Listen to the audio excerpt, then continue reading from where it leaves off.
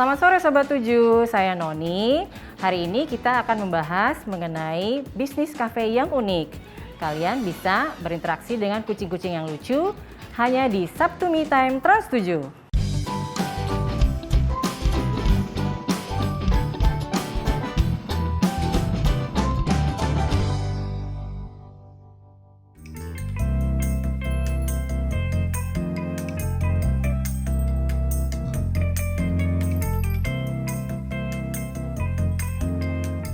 Jadi awalnya itu Groovy memiliki pet hotel. Nah kemudian dalam beberapa tahun sebelum kita membuat Copycat Cafe di 2017, banyak sekali kucing-kucing yang ditinggalkan oleh ownernya. Misalnya mereka pulang liburan ke negerinya, tapi nggak balik lagi ke sini gitu. Jadi kucingnya ditinggal. Nah itu terjadi beberapa banyak dan nggak hanya ras-ras yang biasa, tapi ras-ras yang bagus banyak yang tinggal. Ada juga yang di grooming, di Groovy. Di grooming, nggak dijemput lagi gitu. Kok makin lama makin banyak ya. Ada yang dibawa ke klinik juga, Groovy juga ada vet care. Setelah dibawa ke klinik, loh kok nggak dijemput lagi? Nah akhirnya kita kan nggak bisa tuh, nggak bisa memaksa orang untuk mengambil kembali gitu. Jadi banyak yang terpaksa harus kita take in gitu. Nah karena kita take in, makin lama di pet hotel makin banyak. Akhirnya owner Groovy, Pak Juda Adi Susanto, itu diskusi dengan saya gitu. Karena saya itu dulu adalah customer Groovy. Sudah kalau dihitung sekarang tuh mungkin lebih dari 20 tahun yang lalu saya menjadi customer Groovy gitu. Dan dia tahu saya pecinta kucing. Lalu dia bilang sama saya, "Noni, ini gimana ya? Kok kucingnya makin banyak nih di pet hotel gitu, makin banyak banget gitu. Gimana kalau kita bikin cat cafe aja deh supaya kucingnya bisa berinteraksi, bersosialisasi sama orang daripada di kandang terus 24 jam. Terus saya bilang, oke Pak Yuda itu ide bagus gitu. Oke kita mulai di Bintaro dulu deh ya, kita lihat antusiasme orang bagaimana gitu.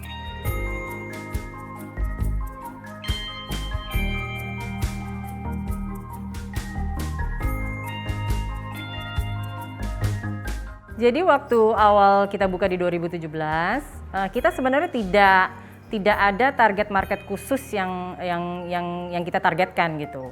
Malah tadi kita pikir mungkin expat ya yang akan banyak datang gitu. Karena kebetulan klien-klien Groovy itu justru orang-orang expat gitu. Kebanyakan ya gitu. Jadi kita membuka itu tanpa ekspektasi apapun gitu. Bener-bener ya mungkin kebanyakan mungkin orang bule kali ya, orang sini mungkin kurang suka gitu. Tapi ternyata di luar dugaan justru yang lebih banyak datang itu malah ibu-ibu. Mungkin karena kita saat ini kita di Bintaro, cabang Bintaro ya gitu. Banyak ibu-ibu yang datang membawa anak-anaknya gitu.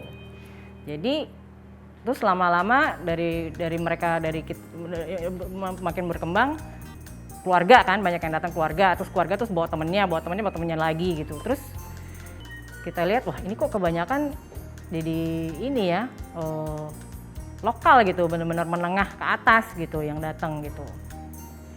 Ya sih targetnya sih itu sih gitu. Jadi kita tidak ada spesifik target gitu, tapi seiring berjalannya waktu justru target tuh berubah-ubah gitu. Yang tadinya kita pikir orang-orang yang pecinta kucing ras yang datang ternyata enggak gitu. Ternyata justru yang datang orang-orang yang kepingin melihat kucing Persia itu seperti apa sih, kucing Sphinx itu seperti apa sih gitu. Justru malah orang-orang yang mau belajar malah datang ke sini. Terus seiringnya berjalan waktu lagi banyak orang tua yang membawa anaknya yang mungkin apa istilahnya ya, ada sedikit keterbelakangan mungkin gitu ya. Misalnya autis gitu misalnya. Kita juga ternyata kaget gitu, ternyata orang tua datang membawa anak-anaknya itu justru kucing-kucing ini membantu untuk terapi gitu. Yang tadinya mereka sama sekali nggak bisa ngomong, ketika main sama kucing-kucing ini jadi lebih komunikatif gitu. Nah, itu salah satu positifnya lagi. Gitu.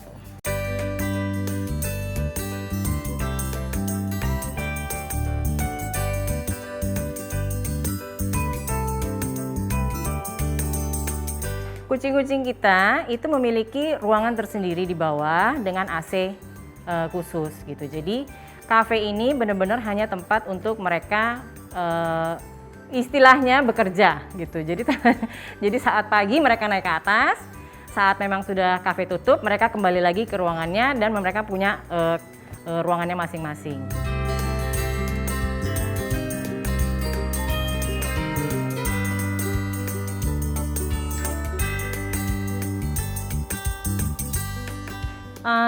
Jadi dari awal itu saya sudah establish peraturan khusus. Dari mulai masuk itu tamu harus mengganti alas kaki, itu sudah pasti gitu. Jadi dari luar itu tamu tidak boleh masuk ke dalam menggunakan alas kaki mereka. Kenapa? Karena itu akan membawa bakteri yang dari luar. Jadi di dalam kafe itu kita selalu harus menjaga kebersihannya. Itu yang pertama. Yang kedua, semua tamu itu harus steril tangan. Ini sudah saya lakukan dari 2017, bukan hanya dari pandemi gitu. Jadi 2017 sudah harus ganti alas kaki dan harus steril tangan, itu sudah pasti. Kenapa harus steril tangan? Karena ketika mereka dari tamu dari luar, mungkin mereka punya hewan peliharaannya sendiri atau mungkin habis pegang apa, lalu kemudian sayang-sayangin kucing kita. Nanti bakteri atau virus yang dari tangan mereka itu akan kena ke kucing kita gitu. Maka itu saya bikin peraturan harus steril tangan. Itu sebelum masuk ke kafe. Ketika di dalam kafe, peraturan kita tuh sederhana. Yang paling pertama itu adalah tidak boleh mengangkat kucing gitu. Boleh dipangku, digendong, tapi tidak boleh diangkat sambil berdiri jalan-jalan. Kenapa? Karena karakter kucing itu berbeda-beda, sama seperti kita manusia gitu. Karakternya berbeda-beda gitu. Ada yang suka digendong, ada yang enggak. Karena pernah ada tamu kita main angkat aja dicakar mukanya gitu. Nah kalau kayak begitu kan, kalau kita sudah ada peraturannya kan, bukan tanggung jawab kita, karena memang dari tamunya yang sudah kita informasikan. Ya kalau mereka nggak mengikuti ya kejadiannya bisa seperti itu gitu. Tidak boleh memberikan makanan dan minuman manusia. Lalu tidak boleh menarik buntut, tidak boleh menarik kumis. Yang paling gampang itu, yang paling kita sering harus ingatkan adalah foto tidak boleh menggunakan flash gitu. Karena dalam sehari itu kita bisa banyak sekali tamu yang datang.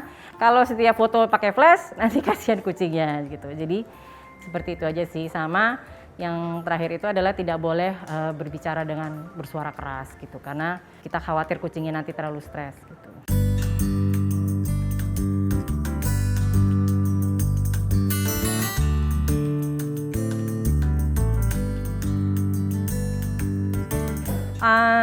Banyak yang bertanya, kucingnya dijual nggak? Kucingnya boleh kita adopsi nggak? Gitu. Banyak sekali yang bertanya seperti itu. Tapi sampai sekarang kita belum ada program untuk adopsi kucing dan juga tidak ada jual beli kucing. Gitu. Karena apa? Karena untuk mendapatkan kucing yang sehat dan bersih dan terawat itu membutuhkan waktu yang sangat panjang dan dedikasi yang sangat tinggi dan biaya yang cukup besar. Jadi tujuan kita bukan untuk jual beli hewan, tapi tujuan kita adalah supaya orang-orang justru datang ke sini dan mereka bisa melihat kucing-kucing yang dengan ras yang unik seperti yang saya pegang ini, kucing Sphinx, ya kan? Jadi mereka bisa tahu dan mereka bisa belajar banyak.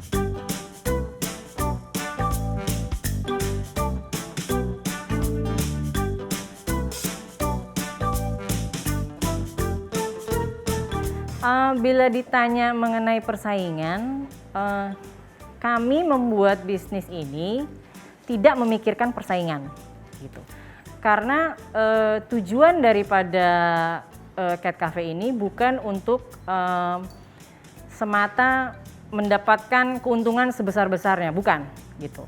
Tujuan utama dari bisnis ini, kenapa Cat Cafe ini kita buat, supaya orang dapat datang dan menyayangi kucing-kucing yang ada di sini, gitu.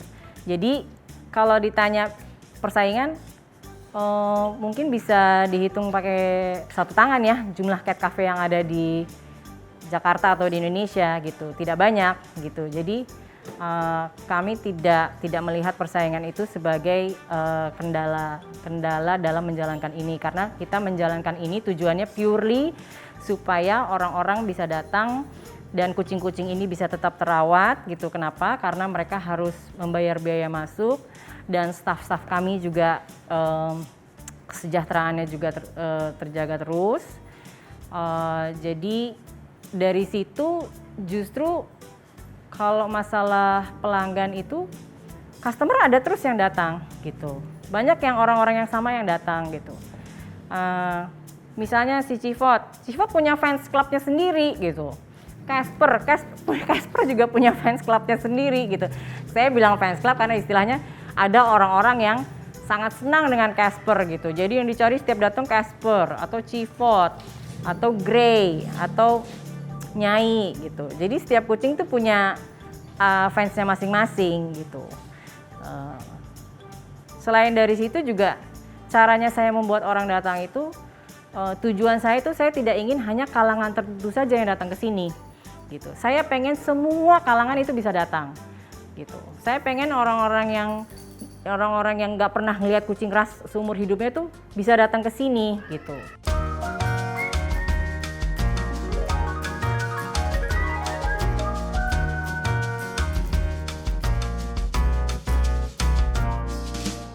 Ketika pandemi, karena kita kategorinya kafe, jadi saat PPKM ya, kita kena juga harus tutup. Hampir dua bulan ya, kita harus tutup sekitar 2 bulan gitu. Jadi, tapi selama tutup itu, kucing-kucing tetap harus dirawat setiap hari, mereka harus dikasih makan setiap hari, staf kita juga harus digaji semuanya. Ditambah lagi THR, itu semuanya mereka harus terima. Jadi walaupun tutup dan kita sama sekali tidak ada pemasukan, bersyukur kita masih bisa tetap ada karena ya ada Groovy yang sebagai perusahaan payung kita. Jadi kita sempat merasakan efeknya karena kita tutup. Tapi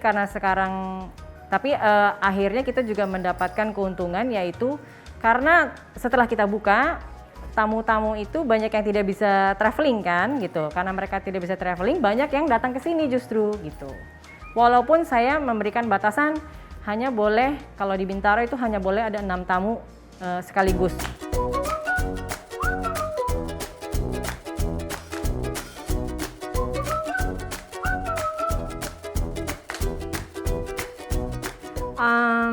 Kita memakai Instagram. Jadi waktu ketika awal buka di 2017 itu kita ada 100 follower. Sekarang 2022 kita sekarang ada 18.000 follower asli. Jadi dari situ berkembang ke TikTok, lalu ada Facebook juga.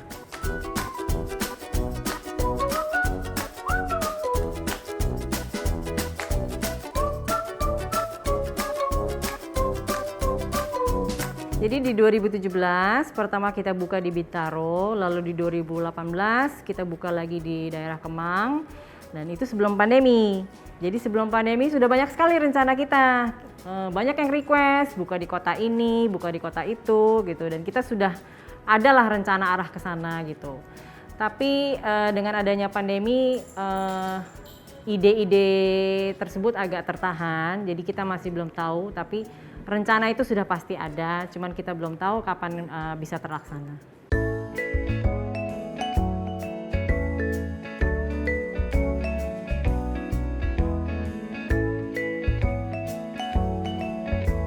Jadi dari awal ketika kita membuat, mendesain menu-menu yang mau kita sajikan di Cat Cafe ini, lumayan agak tricky gitu, karena kita tidak bisa menyediakan makanan-makanan yang besar gitu, karena tempat bermain kucing dan tempat makan itu di satu area gitu. Jadi saya mendesain untuk meng-create makanan-makanan yang sederhana, yang simple gitu, yang easy gitu. Misalnya seperti baked spaghetti atau lasagna gitu, mac and cheese gitu, yang gampang-gampang lah, tapi cukup mengenyangkan gitu. Banyak yang nanya gitu, kok nggak ada nasi goreng ya? Kalau saya bikin nasi goreng ikan asin repot, karena nanti bisa rebutan sama kucing-kucingnya gitu. Jadi makanya kita menyediakan makanan yang ringan-ringan gitu. Kalau ada makanan datang, biasanya kita informasikan kepada tamu gitu. Nanti jangan ditinggal-tinggal ya makanannya. Kalau bisa makan terus. Kalau misalnya kucingnya mau naik ke meja, panggil aja kami staff gitu. Jadi kadang-kadang kucingnya juga ini sih ya, agak-agak kepo sama makanan. Gimana Sobat 7? Unik kan? Semoga bermanfaat ya. Saya Noni, undur dari Copycat Cafe. Ditunggu kedatangannya. Terima kasih.